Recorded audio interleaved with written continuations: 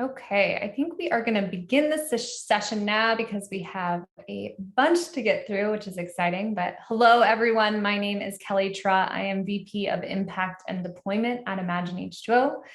Thank you, everyone, for joining the session today at Let's Shoot the Shh. That's a pretty epic name, if I do say so myself. But beyond the name, we're really excited to be exploring the issues of human shh and wastewater from different lenses. As many of you know, the water world often sits in silos, and I'm guilty of this myself. At Imagine H2O, we're often pigeonholed into the technology side of the equation, as we are a nonprofit that works to accelerate the adoption of innovation. But in order to truly accelerate the adoption of innovation, there is a lot more than just technology which is involved, which is why we harness the power of a really diverse ecosystem.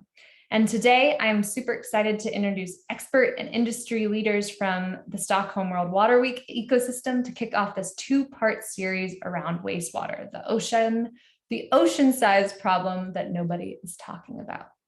So what's in store for you today? First, you're going to hear a little bit more from the session organizers.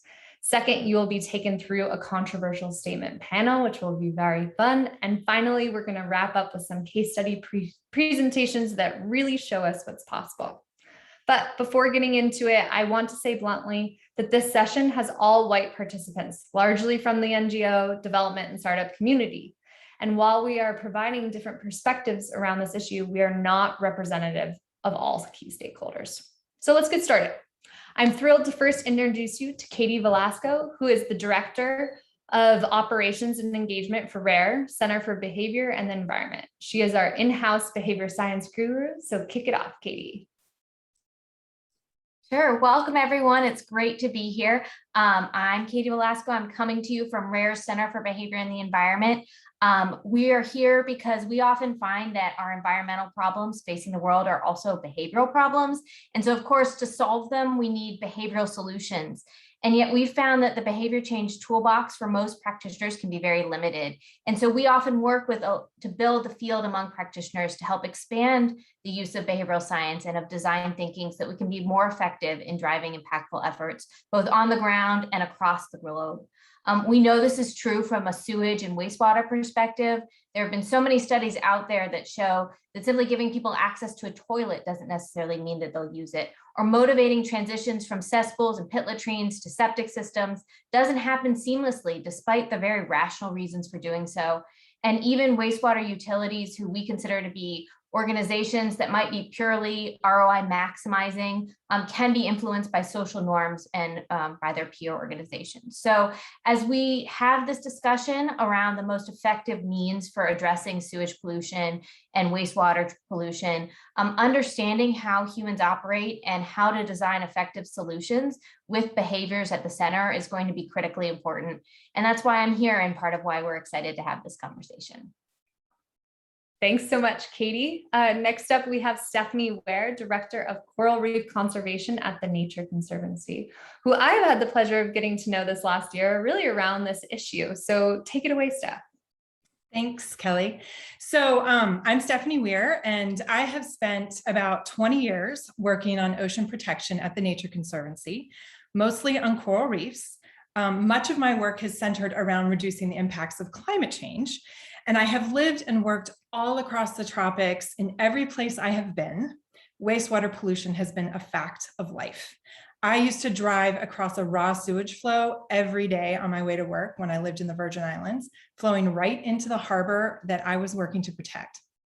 The threat is often invisible unless it's getting piped straight into the ocean, which also happens with great frequency.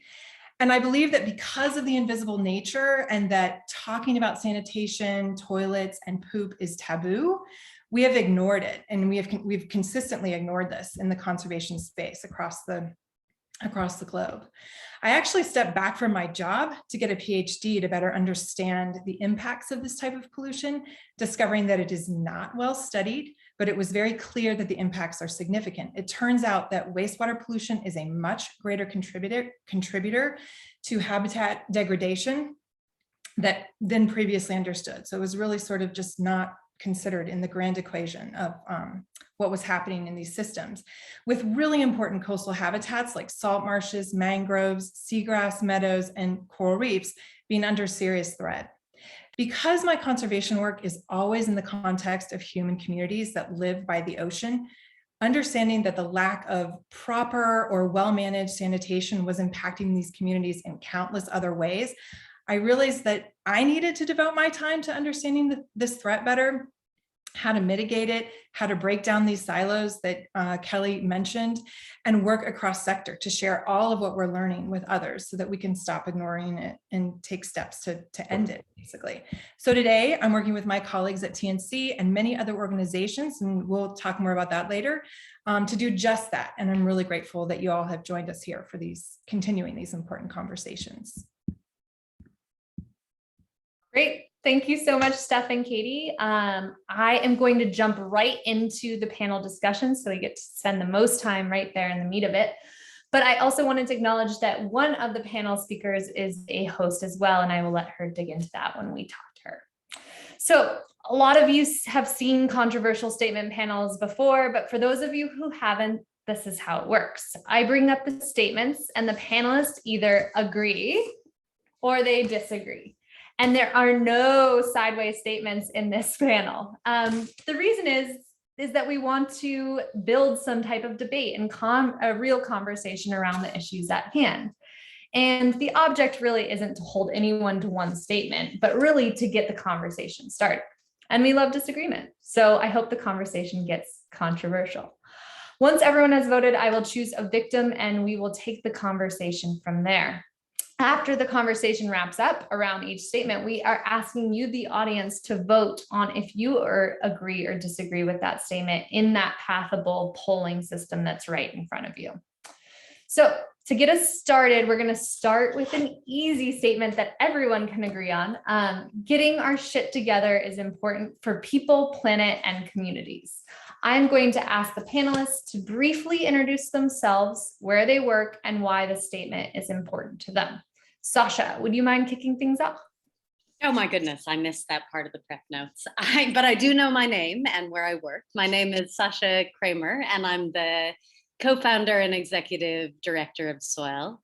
And I'm going to pass it over to Emily Woods. Thanks, Sasha. My name's Emily. I'm one of the co-founders of Sanitation, a for-profit company based in Kenya. And you'll hear a bit more about me later. Why am I here in this conversation is my work, my life, my passion is really about challenging the way things have always been done, especially in fecal sludge management. So this event tonight will give me a place to vent all of my frustrations. So thanks, Kelly, and expect a lot coming up. I will pass it on over to Chris. Hello there. My name is Chris Clapp. I was a marine scientist with the Nature Conservancy, but all of that work led me up into be a water resource specialist, because now I have to think about the problems, as Steph so duly noted, the root causes of the degradation of those marine ecosystems. Really excited to be here. I've revised my goals over time, over the last 20 years, and now I believe firmly that removing the word waste from in front of water is my primary goal in life. And I will pass it over to, trying to think who Stacey. Hi, everyone. My name is Stacey Jupiter. I'm the Melanesia Regional Director with the Wildlife Conservation Society. I'm based in Fiji, and I'm one of the leaders of a project that we have going here called the Watershed Interventions for Systems Health in Fiji project, or WISH Fiji, where we're trying to take a holistic approach to integrated watershed management to address both environmental health and public health outcomes, and water and sanitation infrastructure. Improving that is definitely part of the solution, along with trying to do nature-based solution interventions and looking at behavioral change. That's why I'm here. Thanks. Wonderful. So we have everyone introduced now. So now we are going to go to our first statement, which is we should remove solutions from the wastewater and sanitation vocabulary. Panelists, can I see your vote? All right, we are mixed. I'm first going to start with Elise, and then I might move it to Emily right after. Great, thanks. I think maybe people might have already outed me for knowing that this is my pet peeve. There are no solutions. There are almost no solutions to like most problems in the world, but definitely not to sanitation. The problem is constantly changing. And the only way to make progress is to have multifaceted hardware, technology, human, government, and financial interventions. And the mix of those and the right tools are just constantly changing based on the challenges and the opportunities at the moment. Nice. And at least I agree with everything he's saying. I think the reason why I disagree is that the word's not the problem. And I think the word solution is actually really helpful to help us get our government and partners on board, is they know they have problems. They want to talk about solutions. I think more that it gets difficult is when people do a one end all be all solution specifically off the shelf that they're putting somewhere else, or it's the end of the line. And so I think working constantly towards solutions, but that word is very encouraging and positive towards a right trend. Mm-hmm.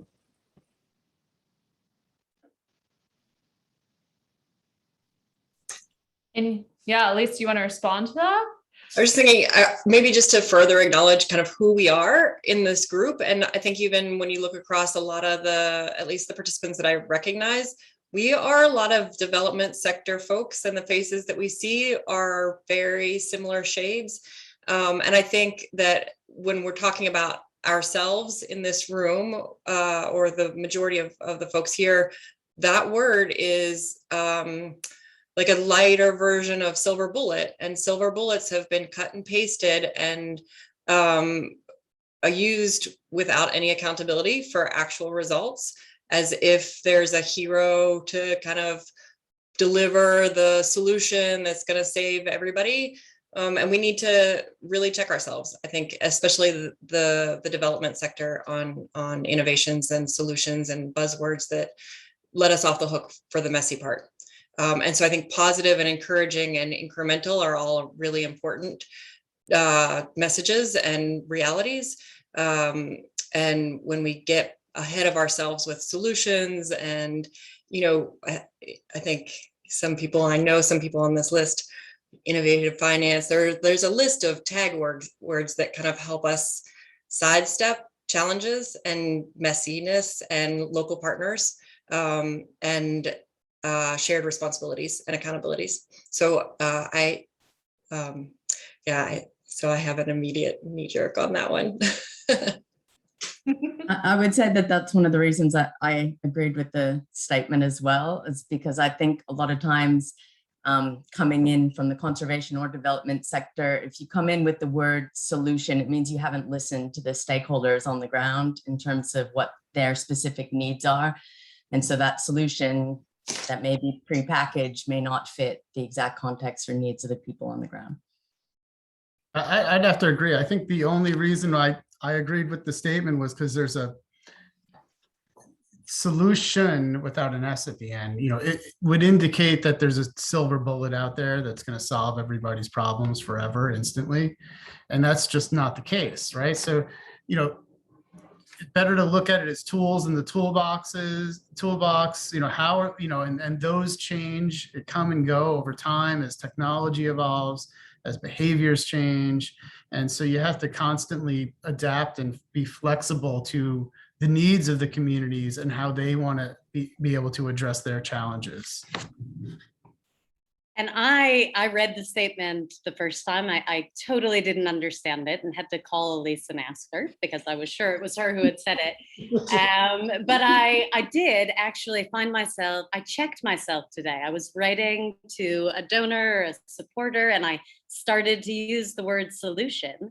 And then I kind of backtracked and came up with something else. And I think I used approach, which, Emily, you're right, it's not as inspirational. Approach is, so I think we need a new word. I feel very moved by both arguments, and I think we do need a new word that inspires, but at the same time does not say, I am coming with the right idea. So.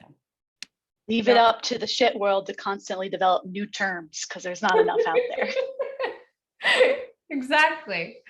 And so maybe the audience will have in the chat some new words for us to think about. But at this point, I would love to see the audience vote on if they now agree or disagree with the statement. And again, the statement is we should remove solutions from the wastewater and sanitation vocabulary. So I am looking in there right now. Kelly, and maybe why people vote. Elise, do you have any alternative words that you use that's maybe not such a cap statement? I don't. It's more inspirational. I mean, I think with maybe going to Stacey's comment, when you're having a conversation about something, interventions, it's not like let's not oversell ourselves. Let's talk about an intervention. Let's figure out what the facets of a problem are. There's not one problem, and so there's not one solution. And so it really is about not using buzzwords with partners and remembering what role we play. I think to Chris's point about things constantly changing, remembering that we're, at least in my role as a development, from working for development philanthropy, the goal is to strengthen the systems and the people and the organizations who are in place to solve these problems every day and understand them every day and feel them every day, and give them the tools to really identify and improve whatever their goals are, and not to solve their problems, because I'm never going to be in a place long enough to solve anything, like, at all. So pay my bills, pay their bills, some of them, that's about all I can do. And so just not overselling ourselves and not using words that have more meaning than we can realistically convey. Great. Well, the results are in. 40% agree, 60% disagree. So I think we still have some conversation to go there. But let's move to our next controversial statement. Entrepreneurship is overrated.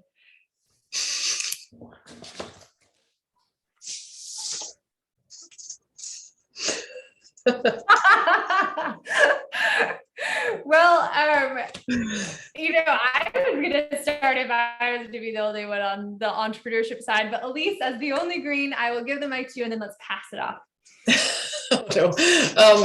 So this one, I could go either way on. I think entrepreneurship means a lot.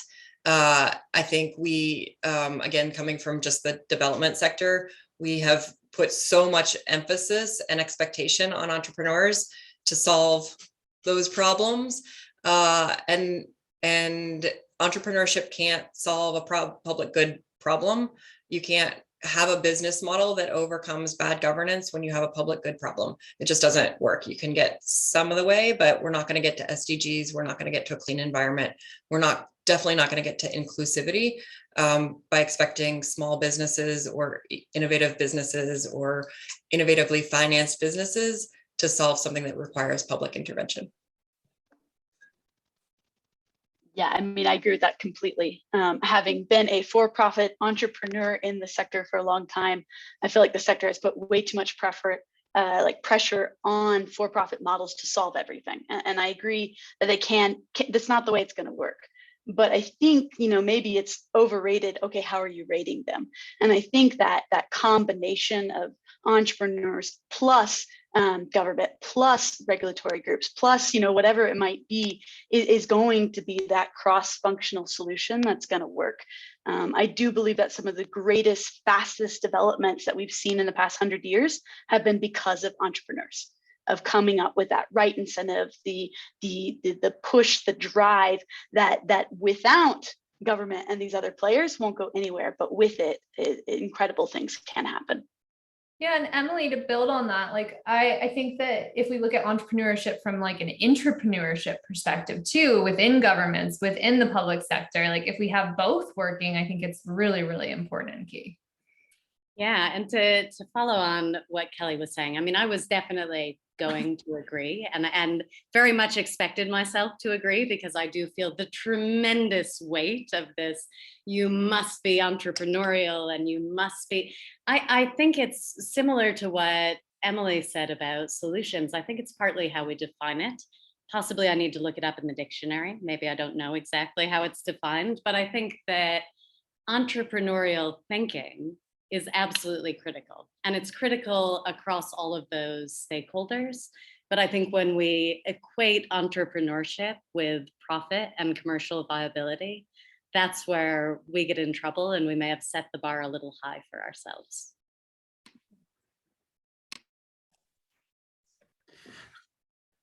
So, entrepreneurship by itself is not overrated, and the panelists are correct where it does require, it's an and both sort of world, right? You need systemic change in our governance structures, but then at times you can't have more tools in the toolbox if you don't have entrepreneurs fighting for that share of the market to that helps you get towards your goal, right? So, I'm working in an arena where, we're pretty much relying upon homeowners to contract with a contractor that might be selling a particular type of system to treat their sanitary waste. And if we had one of those tools out there, there's no drive to do better than the next guy. So right now they're fighting over literally a race to zero of who could have the highest quality effluent just for bragging rights on the radio.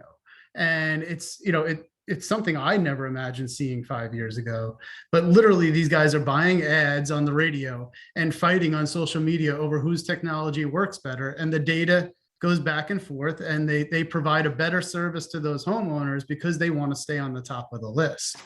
So, it's an and both sort of structure. We need systemic change, but when you have a system that we, for better or for worse, are in, it's critical to get better value over the long term. Yep, great. And so I think it's time to have the audience vote on this. Is entrepreneurship, is it overrated? Sorry, I'm saying it as a question. Entrepreneurship is overrated. A statement, agree or disagree? Panelists, what do you say as after we've had this conversation? I'm still, oh no, I'm the opposite. I'm the opposite. Look the word up, so. Great. It looks like from not many changing minds.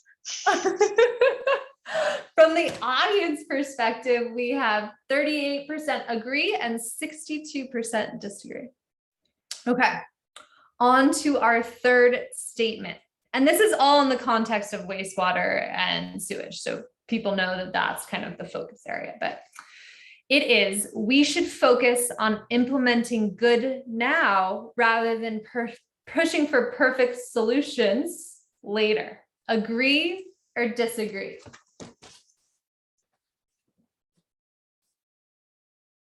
Oh, wow. Okay. So who wants to kick this one off? Elise, did you try and do sideways? Yeah, Elise, I think you're sideways. You're like the fifth person on mine, so I had to go over. Sneaky. I mean, I would say we need to use all the tools in our toolkit. If we have solutions now, even if they're not perfect, people and the environment have immediate needs. So use them. But I would hedge that by saying, use the best ones we have. Everyone deserves the best possible solutions that are out there. So, and there is enough money in the world. It might not be with the development philanthropists right now, but it's out there. So let's get that money so everyone can have the best solutions that are available. Yeah, I think this is one of the ones we debate the most in my company, because we know what it should be. And then we know what's more feasible now. And it's like, oh, if we wait a year, it could be this incrementally more better. But in that year, going back to what Stephanie's talking about, this is how much wastewater is just dumping into the ocean. So let's go ahead and put in a DTF that's probably not going to be the right scale and isn't incentivized right and isn't going to work in a year from now, but it's still a year of benefit. And that balance, at least I totally understand why you're both, because it's like a balance game that, again, defining terms, what's good, what's best, what's better is really, really hard to define. And I think one of the biggest hurdles, like Steph said at the beginning, is because this is such a not talked about, unacknowledged, invisible problem, is just that action, getting people to take action to begin with and acknowledging that there's a problem. And so once you get some sort of intervention in place, people are going to be more likely to realize they had a problem and then adapt that later if a better solution, piece of technology, intervention comes along. Yeah, I would say I think it's really hard. I mean, I think it's framed to be, obviously controversial. It's not an either or, but I think coming from the way the sector norms have traditionally worked, money goes into the gold standard, which people assume, in some cases rightly, in some cases wrongly, is large bore sewage sanitation. And that means that in the vast majority of low income countries and a lot of middle income countries, and definitely for the very poorest in urban areas, they're not going to get large bore sewage sanitation. And so you have this super regressive flow of limited finance that goes to support folks, the small number of folks who are going to get large bore sewage sanitation, benefit from the most subsidized, the majority of subsidized finance, the majority of subsidized water, and the poorest are left out because serving them with something substandard doesn't feel good. But they're not going to get large bore sewer anytime soon, or maybe never. And so ignoring that segment of the population because you can't get them the best doesn't make sense. It's regressive and punitive, and they don't have the flexibility for a year. So expanding mandates to require services to installed capacity, regardless of where that is important. And then you get entities, again, the governments that are in place that have to meet their mandates.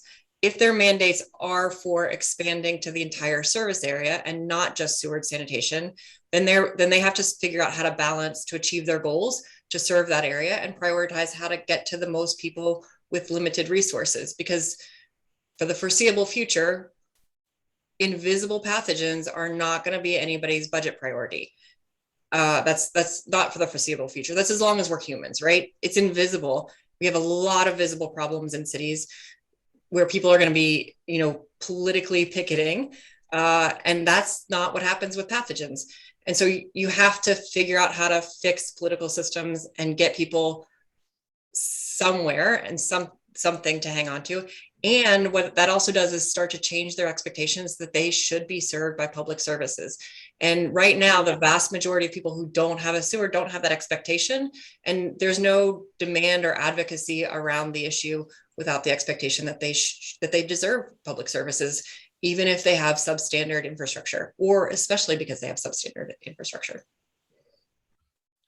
Yeah, it's certainly. Go ahead, please. No, go ahead, Stacey. Oh yeah, I was just going to say, in the context where I'm working in the Melanesia region, especially Papua New Guinea, Solomon Islands, there's a very large percentage of the population that is still doing open defecation, and the governments do not have the resources nor the capacity to be able to provide wastewater treatment out to these places. So in this case, any type of intervention that you could put in is going to be better than nothing, and you do not wait until you get the best available technology. Notice her use the word intervention, not solution. We can't let we can't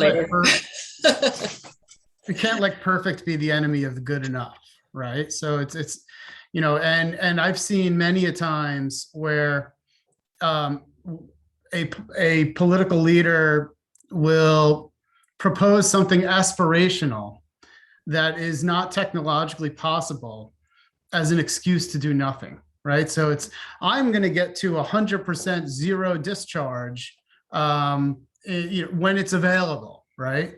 Well, that doesn't exist. So why, it's the posturing of being aspirational at the cost of doing nothing. It's, their entire goal is to delay, do nothing, because they don't want to spend money, because they don't want to, put a burden on their constituents. So it's, I think it's, certainly never let, perfect be the enemy of good enough, and, set up your systems that encourage the entrepreneurial spirit to constantly get that better market share, because they are the better performers, or pay for performance type standards that get you where you need to be, but get you moving right now with what is currently best.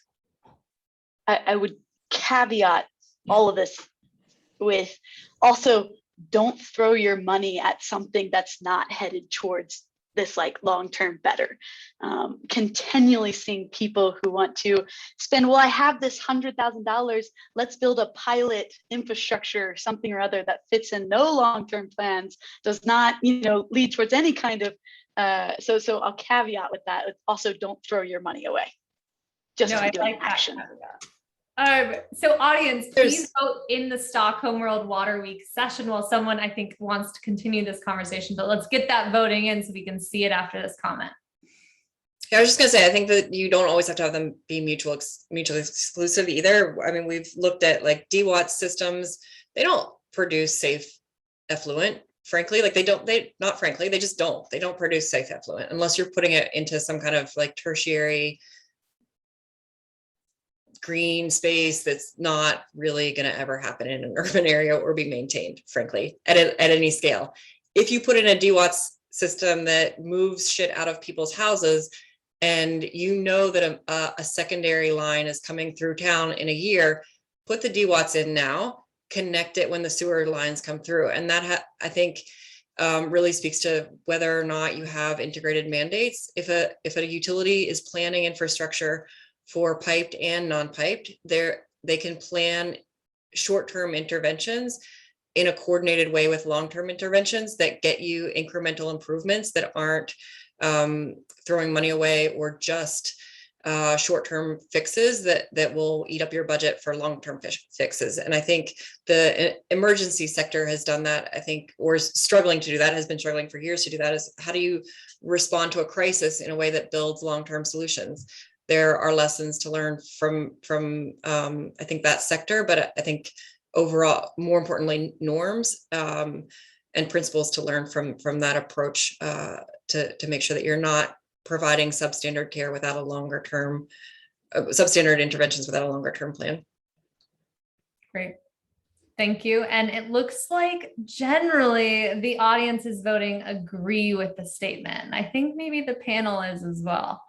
So right in line there. And I think we're going to move to our last question. I mean, we've been having this conversation around perfect and good enough. And so then if there's perfect and good enough, fixing sanitation is an incentives problem. So is that the root of these problems and our solutions? I'd be curious to hear, do we agree or disagree? Can you state that one again, Kelly? Oh, Got sorry. a little Yes. mangled in it. Just what's the statement? Sanitation is an incentives problem. Ooh, okay, wait, hold on. I gotta scroll to see everyone. Okay, I think we have to start with Emily because I saw her green first. Everything is around incentives. I think even furthermore in this conversation, right? If incentives are fixed, then everything falls in place, right? Government regulations, the systems, the technology, the behavior change, because the incentives are right there. And I always like to put this in a very clear situation that's happening right now. Is right now there are exhauster trucks here in Naivasha, Kenya, that are collecting waste from pit latrines. They are doing the right thing, and yet being charged to bring it to the defined treatment stop right now. And that is just so counter of what we want to do. And the exhauster truck business isn't expanding. More pits aren't being emptied. And a lot of that you could say is because they're having to pay to dump it in the right place. And if they dump it in the wrong place, then they get fined. So if they just don't do it at all and do another business model, they can make money easier. And so I do believe that incentives are the root of so much of improvement in this whole sector, and probably in most sectors. Sasha, I did see your hand go really fast to the no, I think. So I'd be Oh, curious. did it? Oh, I think I said agree. Oh, you had agree. I saw it as the Now, opposite. maybe I changed my mind, but Emily was very compelling. Well, anyways, you can go, or someone who disagrees with Emily. No, I just want to, I liked Emily's way of using an example. And I think that where I struggle with, or where we at Soil tend to struggle with incentives, are these challenges of balancing cost recovery and also equitably reaching vulnerable populations. And those just are that they work in contrast to one another, and it is a constant balancing act. And I don't have the answer for what the right way to incentivize both is, but I struggle with it. I have the answer. Don't overrate an entrepreneurism. It's not going to fix your problem. You shouldn't be struggling with that. I think to your point earlier, there's so much money available, and more importantly, even in Haiti, so much money being wasted in sanitation that doesn't result in sanitation hardware that doesn't result in sanitation services. Huge amounts of money. And I would say that the incentives issue is not just with the poor exhauster trucks or the individual who's not incentivized to upgrade their pit when they can't figure out how to pay their school fees. It's with finance. It's with the entire NGO community, INGO community. It's with a lot of folks who are spending a lot of money right now, and it's not translating into services. This is a broader accountability issue, and we don't have incentives without accountability. And individual entrepreneurs, whether they're social enterprise entrepreneurs or not social enterprise entrepreneurs like the exhauster trucks, shouldn't be in a position of relying on entrepreneurship to solve a public good problem. And that's not just their incentive problem. That's a broader sector incentive problem, and it requires both governance and kind of global development community shifts in what we expect of ourselves. Great. And we're running out of time here. So Chris and Stacey, let's get 2 final comments from you, and then we'll wrap this panel. And audience, please get in there to vote so I can see what you're thinking. Yeah, I might have misinterpreted the statement to some degree, because we rely heavily on incentives right now.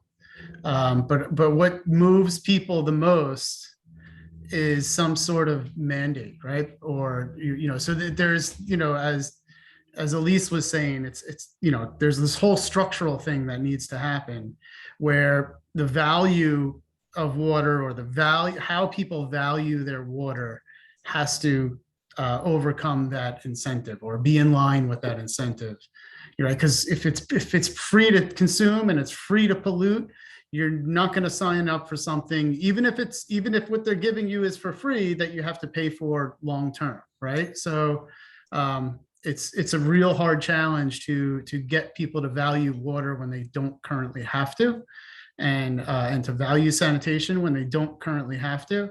And so incentives only get you so far when you're stuck in that sort of broken, siloed framework.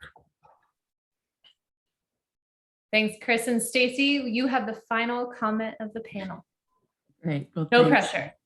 Yeah. Again, just coming from a very developing country perspective here, while the private sector can be part of moving us in the right direction to improve wastewater management, they're not going to be the sole group that's acting in that space. It is a public service, but again, the government's here completely under-resourced to be able to deal with that. And so it's a complex, wicked problem where incentives are not going to be what fix it. They can be part of what helps to fix it, but it's a governance thing, like Elise said as well, and as well as how overseas development assistance is managed.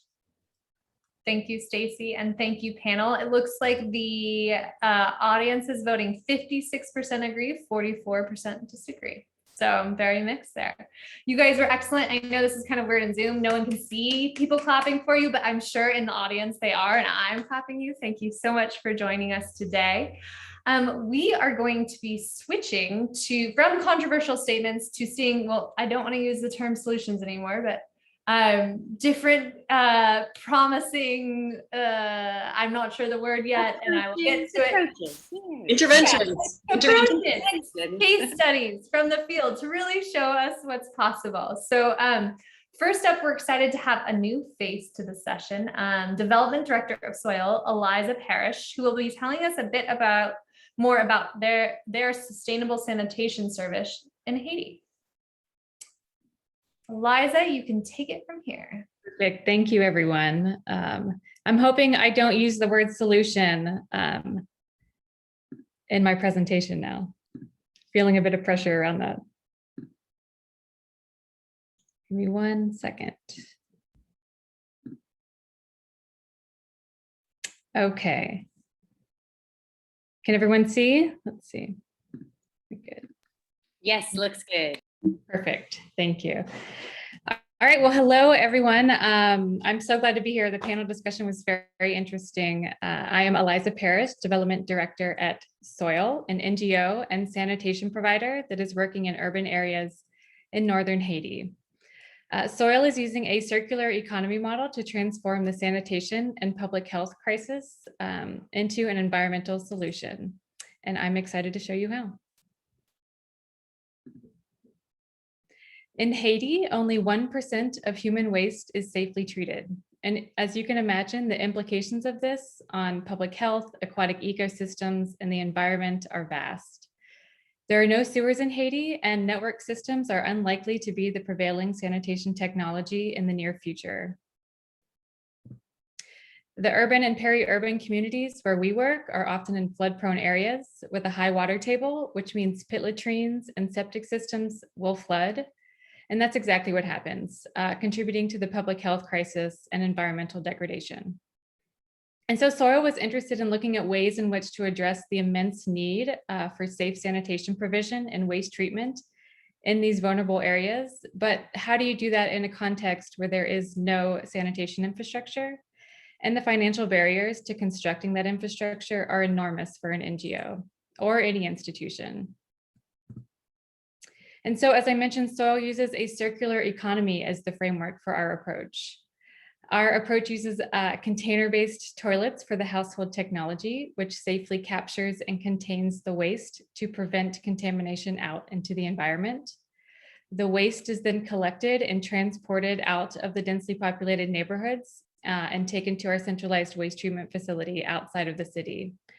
And then through ecological processes, the waste is transformed into a nutrient-rich end product, compost. Households pay a small monthly fee for the service, which provides them with the toilet and weekly waste collection service. So Soil generates revenue off of user fees from the front end and also from compost sales on the back end, thereby reducing the cost to donors in the public sector. So what's our impact? Well, nearly 1,500 households are using Soil's toilets. That's almost 9,000 people in the communities we serve. Over this past year alone, we treated over 500 tons of waste that would otherwise go out untreated into the environment. And from that waste, we produced over 100 tons of compost that will be able to be used to bolster Haiti's badly depleted soils through the recycling of those nutrients back into the soil. And also by using waterless toilets, we're able to save over 260 million gallons of water each year when compared to flush toilets. And that's critical in these communities that have limited access to water hookups. Also, research on our off-site composting treatment showed that this method of waste treatment mitigates approximately 800 kilograms of CO2 equivalents per household per year when compared to waste stabilization ponds.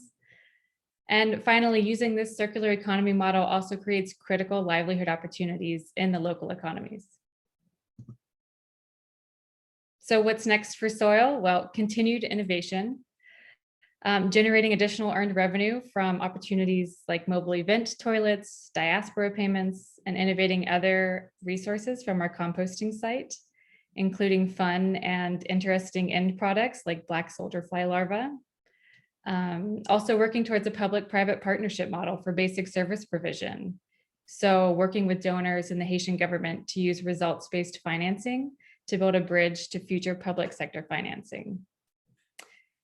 And finally, working towards continued individual and community behavior change along the sanitation trajectory. Our toilets not only meet an immediate need, but they are also a powerful tool for changing attitudes about sanitation by providing a technology and service which meets the needs of urban communities who simply cannot wait for sewers. And so we're a team that is eager to participate in and facilitate discussions among governments, implementers, and donors about how to solve the sanitation crisis in fragile states. Fragile states where neither customers nor the government have the means to pay for equitable and safely managed sanitation. I mean, it's going to take creativity and grit and collaboration to ensure this basic human right, but we're grateful to be a part of a dedicated community of practitioners that are working together to achieve more equitable access to basic services for everyone. So thank you. Thanks for letting me share our story. Thank you so much, Eliza. Because we're tight on time today, we're going to have any questions for her in the chat. So please feel free to reach out to her in the chat and she will answer there. Next up, we have a group that I've had the pleasure of getting to know over the last year as a finalist for the Urban Water Challenge and a project in Malindi. Emily Woods, CEO of Sanitation, who you've seen in the panel already, has joined us very late at night. So thank you, Eliza, and take it away. Or sorry, take it, Emily, and take it away. No worries. Good to see you, Kelly. So as I said, I've been working here in Kenya for about the past decade, and I am passionate because I keep seeing the same problems happening over and over again. Just last week, I was on a call with one of the most credible large institutions that do funding and implementation in the sector, and heard a project manager said, and I quote, that in retrospect, we should have thought about operational costs before starting construction. And so this is one of these problems that we see over and over again. And most of us know that over 90% of waste isn't treated before it's dumped in the environment. And the failures are across the whole value chain. Recently, I've been identifying a lot with Martin Gamble from the World Bank, who in his Business is Unusual, states that solutions that focus on infrastructure without focusing on service provision are bound to fail. And so Sanivation's kind of taken this idea of how do we solve this problem of sanitation and narrow it down. And we really see that the biggest problem we focus on is that there's a big gap between two of the biggest players, the water utilities, water service providers, and the funders, be they governments or DFIs that are providing money through the governments. And on water utilities, a lot of these have new mandates, where before they only used to do water and sewage, and now suddenly they're being asked to deal with on-site sanitation as well, or FSM. And there's a big technical capacity gap. They also have a lot already on their shoulders, and it's a big struggle. On the other side, on governments and DFIs, is a lot of them are really frustrated because they have been pumping money into the sector, and so many of these projects fail. More than $1 billion a year right now is specifically going into waste treatment plants. And yet the recent WaterAid study found that up to 90% of waste treatment plants weren't functional in low and middle income areas. And so Sanivation really wants to be that bridge where we can come on and be a capacity, a technical advisor to partner with water utilities to help them do the proper planning and structure projects well so that the money is actually invested. And so we want to take these water utilities and these governments hand in hand as a partner along this journey. And so the journey kind of first starts with situational analysis, and that might seem obvious. But a lot of times it's not clear, or everyone's not in agreement on what really those problems are and the urgency of those problems. And so we like to gather everyone together, get everyone to agree on really what the problems are and where the priorities are. Then together we can create these coordinated stakeholder plans where you are looking at that long shot of, okay, over the next 20 years, what do we want to do? What is the urgent, midterm, long-term solutions? And more importantly, interventions, not solutions, at least, but more importantly is how do we actually have the funds to be able to do those? And so actually structuring an investment plan. And then Sanitation can help do for each of those different interventions. We can come on as a project developer, where we can actually help set up the projects and do the right planning and the business models and get all the right funding so that they're more likely to have sustainable effects. And then Sanitation's happy to be both the implementer and even the operator, depending on what the different interventions are, where we fit in. And I'll just zoom in real fast on a case study in Malindi. Malindi's a coast city here in Kenya where we've been partnering a lot with the water service provider there. And more than 75% of that waste is being dumped straight into the ocean. The WSP there recently had a large increase of their mandate to do the FSM as well. So just last year, we launched a citywide inclusive sanitation plan, where we actually made a 20-year plan with over $90 million investment plan allocated for the next 20 years. And those funds are going to come from a variety of different sources, some of which will be the government, the local government through tariffs, some will be through DFIs, some will be for entrepreneurs, and this kind of integrated approach. Then we can take each of those different interventions and now start structuring them specifically. So one of those recently we did was actually on pit emptying and tariffs.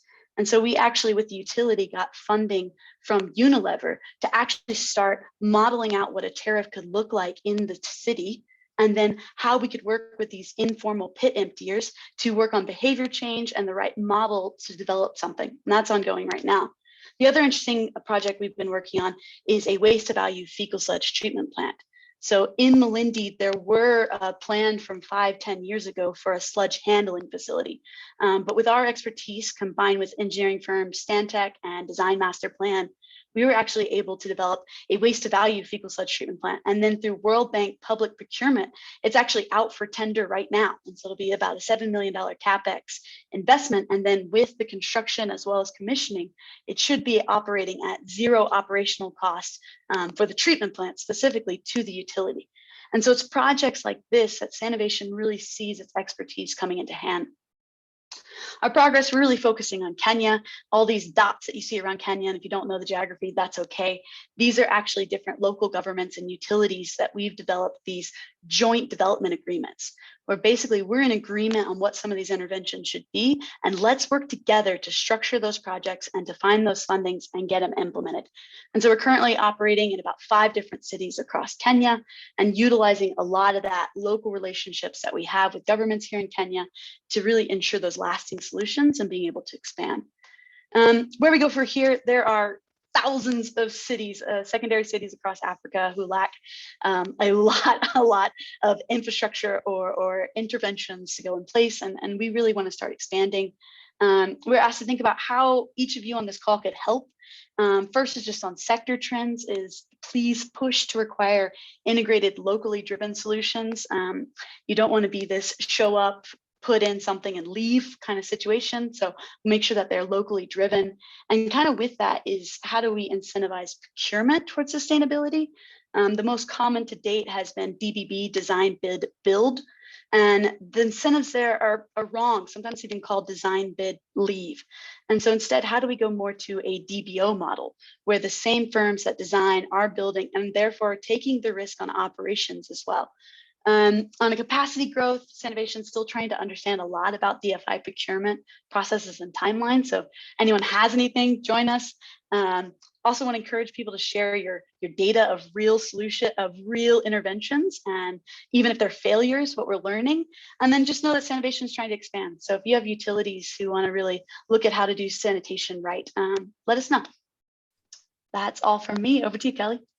Thank you so much, Emily. And last but certain, again, if you want to talk to Emily, please get her information in the chat and hit her up. But last but certainly not least, we are welcoming back Chris from the Nature Conservancy, who's going to be telling us a bit about a project on Long Island in New York.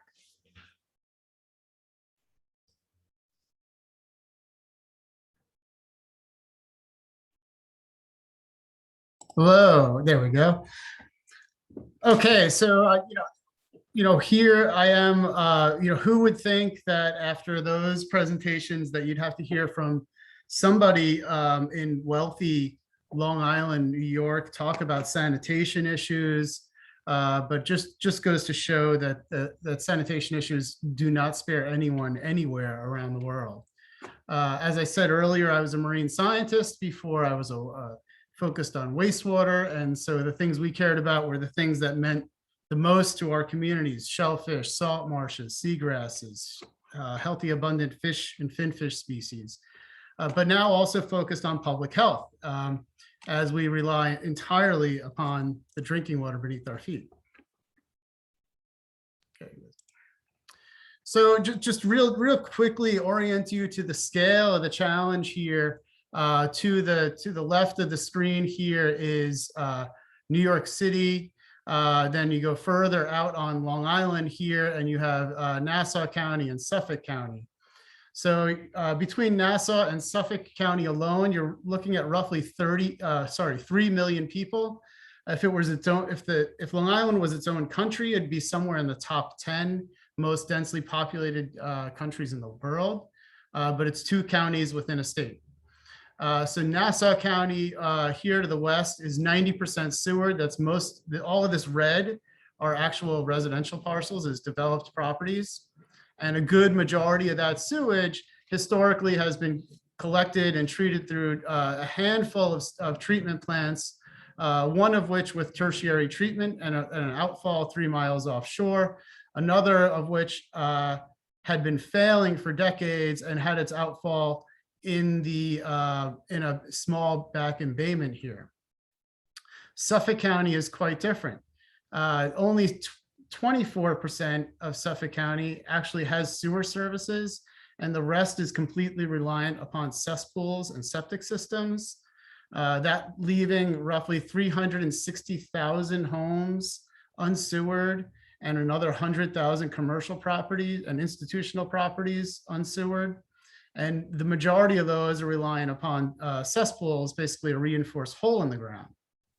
All of this in a system that's 100% reliant upon the groundwater beneath its feet for its drinking water. There is no plan B for our drinking water. And a large part of the push to not sewer Suffolk County was to allow for enough recharge to the aquifer and the population, as well as to control the density of population. Unfortunately, the population came anyway, along with the density and increasing in contaminants to the aquifers. Doesn't stop with just the drinking water and the aquifer. Everything that's in that water feeds our estuaries, which are almost completely groundwater fed systems. So all of the water that goes into the ground eventually makes its way into the coast, where we're seeing now harmful algal blooms in almost every embayment around Long Island, low dissolved oxygen, fish kills, blue-green algae in our freshwater bodies, harmful algal blooms of every color of the rainbow. And also what it does show is where we've taken action. For instance, the Western Long Island Sound, we've seen an impact. This hypoxia area used to extend all the way out to here. The Long Island Sound total maximum daily load plan, which reduced nitrogen inputs by 62%, has now seen that area smaller every year and last for a shorter period of time every year, despite warming temperatures. So, you know, with such a decentralized challenge, how do you get to mission success, right? How do you get to what we called ecosystem recovery, and also now focused on groundwater? We knew we needed science to just to figure out where our watershed boundaries are, how the groundwater moves. We needed to know the loading rates. We needed to set targets. We need new technologies and changes in behavior to implement technologies. We needed government to act to implement mandates to require these things. And to do all of this, you need a ton of money, right? As we mentioned in the earlier discussion, when you have a hole in the ground, and that as long as that hole is not backing up, that person believes that their system is working just fine. They're not thinking about the contaminants to the drinking water. They're not thinking about the pollution to the surface waters. And again, we need the governance innovation. We need governance to change with the times. You can't solve 20th century challenges with 19th century or 21st century challenges with 19th century management. And then all of that requires some degree of implementation and follow through. And then, as I mentioned earlier, one of the most important things we see here is, a continuity of purpose, staying focused on what it is we want to see, not falling, loving the solution, loving the problem, not the solution, as we spoke about earlier. We want to make sure we get to where we need to go, and lots of communications. And then my favorite here is, once the government supports some of these programs, we're more than happy to stand behind them and clap loudly for all of the great work that they've done. And so this is what that critical path looks like now. You'll see a lot of those chevrons have gone away over the years, and I've changed some of the chevrons to boxes with the chevrons still things left to do. Again, we've created a comprehensive plan to manage watershed by watershed, what the goals are, what the tools available are. We've created codes that allow for new technology and allow newer technologies to bump the older ones out over time. Towns and villages have implemented their codes, a ban on the old cesspools, stop doing what you know is wrong, right? We've created funding stream, roughly $20 million annually in some of the East End townships alone. Those are local governments generating $20 million annually. A New York State Bond Act is coming up next year, hopefully. $5 million in the plan, and what we're working on, the big prize here is roughly 70 million annually to help solve this existing problem. This isn't an emerging problem. This is an existing problem. People built their homes to the standards current at the time. They're not responsible for the problem they were allowed to create. And again, implementation here, roughly $420 million for expanding certain sewer areas, particularly low income areas. We have a new ocean outfall pipe, as I had mentioned before, where there was marginally treated sewage going directly into the surface water. That sewage is now going to be treated to the highest level of technology, along with a whole bunch of reuse, so that we're not wasting water anymore. And then a few other smaller item things here focusing on fertilizer, because the one thing everybody says is you're complaining about sanitation when people are still allowed to dump fertilizer on their lawn. So yes, we do that too. And again, always stand behind your leaders and clap loudly when they do the things that you wish them to do. I'm going to stop there, but this is a solvable problem. Here's some modeling run. On the left-hand side, this is what our groundwater will look like if we do nothing. And on the right-hand side, if we implement the plans with the best available tools at the time, you can see which one you would rather. The colors above yellow and above are unsafe drinking water levels. And so you can see how much of our drinking, and all those little dots are actually wells, public supply wells. So if we all act together, we could get there. This is a generational challenge. It was 2 generations in the making. It'll be 1 generation in this evolution to solve. And right now we have funding, we have tools. We just need to get people to act. So it's a behavior change right now, is to get people to participate, to take the incentives that are there to be a part of the solution. Great. Thank you so much, Chris. And with that, we'll be wrapping the session. I know that Katie had a few announcements about tomorrow's session. So Katie, why don't you take that away? Yeah, thanks to all of our speakers. I think we had a great session today, and I'm going to talk quickly because I know we might get cut off at any moment. I pasted some notes in this chat as well as the Pathable chat. If you want to dig in further, get your hands dirty. We have so many opportunities. Please check out Ocean Sewage Alliance. Please check out the Urban Water Challenge. And if you really, really want to shoot some of the, join our Center for Behavior and the Environment with Ocean Sewage Alliance and Nature Conservancy to run in the Behavior Center Design Challenge in September. So we have links to register. I hope we will see everyone tomorrow during our workshop to start connecting our pipelines and do some systems mapping and really dig in and get further along. So Thank you everyone for joining. I thought today's session was great and we look forward to seeing you again soon. Take care. Bye-bye.